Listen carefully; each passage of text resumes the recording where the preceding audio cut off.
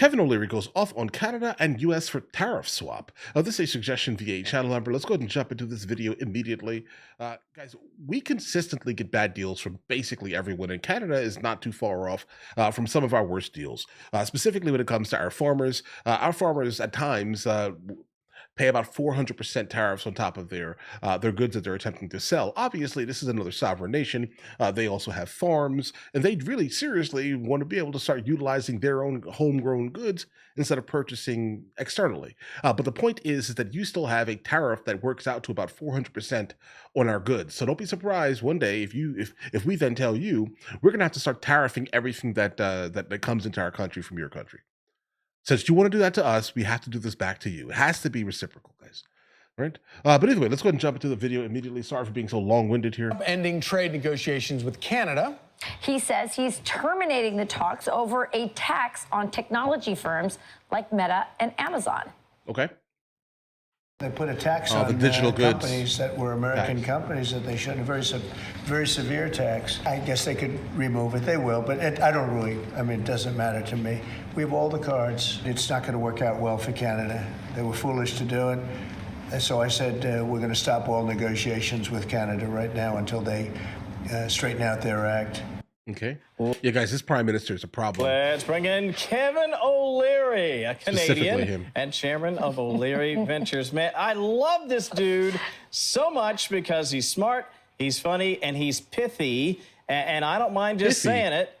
This is, I don't know, we kind of knew this was going to happen, but I don't think it's going to go anywhere. Is this a tempest in a teapot?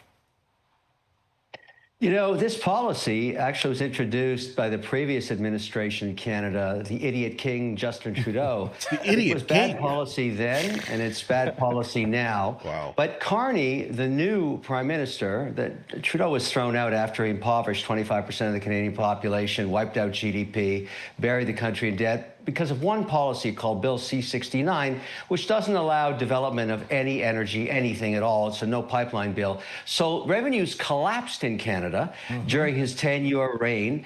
And now Carney has no income. There's no growth in income at all. So he's trying to find any way he can to make income. This is worth $7 billion to the Canadian economy. But obviously, it's not going to work out the way he planned. No. Now, yeah, because Trump is not going to back down from this year.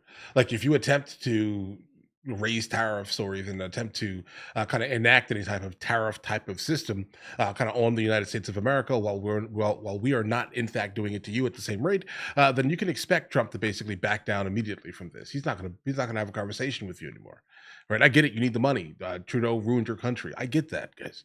But the minute you start attempting to tax us, it's not going to work. He may be just testing it, but he doesn't have a lot of options because Canada's economy has been wiped out by the idiot king, and he's got to fix it. And so at the end of the day, this is just another aspect of the negotiation. But I will add one thing. Okay. The original vision of this, way back 7 months ago, was why don't we somehow combine these two economies, not sell the country, but Canada has all the raw resources, the unlimited nat gas, unlimited oil, unlimited rare earth, unlimited minerals, and the U.S. is the largest market. Right. So what are we, all idiots? Why do we have tariffs in either direction? There should be no tariffs whatsoever. Exactly. We should bulk up and then fight off the Chinese. I mean, listen, that's valid, but the problem is that I do think that there definitely still needs to be a moderate border between the United States of America and Canada, pretty much consistently based off of how they tend to vote. We don't need any more of those guys, I'm telling you. Not really, guys. I mean, listen, we are already trying to kind of bring back the country in some type of meaningful manner. The last thing we need to do is turn the United States of America, specifically the northern states at least, into California. You know, my favorite thing that's happened out of Canada recently was when the No Kings protests spread to Canada, and then Canada remembered that they have a monarchy, so they had to change it to the No Tyrants holiday. But, right. You know, obviously, yeah, pay attention to Canada's head of state, guys. Pay attention to that. But let's not get into that. The Trump administration, Treasury Secretary Scott Bessent also has called out the new tax on digital services that Canada has levied, is going to levy on U.S. companies. Watch this. Canada has this digital services tax, and several other countries do too. Yeah, we disagree, and we think that they discriminate against U.S. companies. This was something from the Trudeau years. I mean, bro, by default, that's the case. We were hoping, as a sign of goodwill, that the new Carney administration would at least put a break on that during the trade talks. They seem not to have. Real quick, how does that end? Well, Carney's pragmatic. There's no question about that. He obviously tested the waters with this. He got a very vicious reaction from Trump. And now he's probably thinking it through the weekend, deciding what to do next, because he definitely wants to get a trade deal done and start to normalize the relationships between Canada and the U.S. It's in both sides' benefit. But if this is going to be the sticking point, it's not worth fighting for this. Because not on this it hill. is a tariff on tech companies the same way Europe did it. And the majority of tech that's used in Canada comes from the U.S. It always has. And so I don't think this is a winning strategy for Carney. But as I say, there's a lot of optimism around him because he is not the idiot king. He's a lot more pragmatic. Oh, yeah? Well, let's see if he... That's what you believe? If he is. We definitely have a new president, so that might help in the negotiations as well, because he's good at that art of a deal.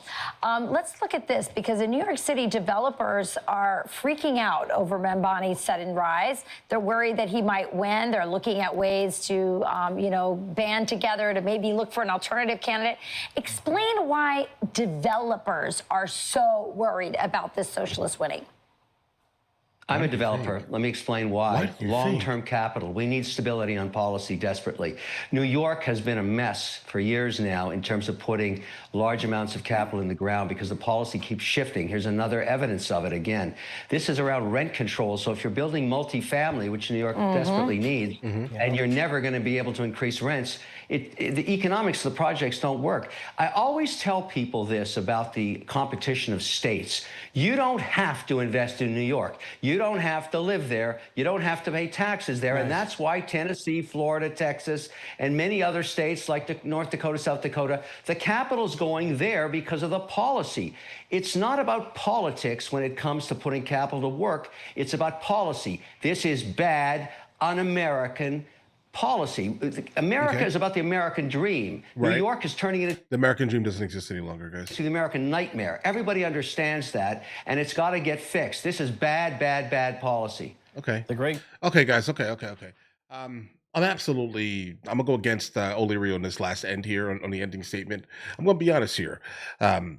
If this is what the people want in that region, I'm sorry, bro. Like listen, as much as I absolutely dunk on a lot of the states and things like that, the governors and the mayors generally, almost perfectly, let's say, represent the mass of individuals that voted for him, right? And I mean, even though you don't agree with the people that are speaking generally, or even agree with their ideology, they in fact have the right to have that thought. They have the right for it, bro.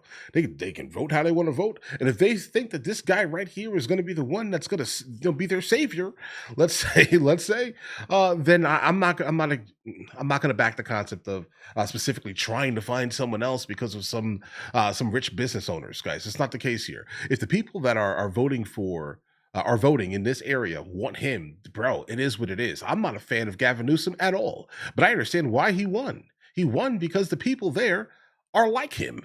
Does that make any sense here? Like, so regardless of how much you may have a disdain, let's say, for the ideology, at least, they're Americans.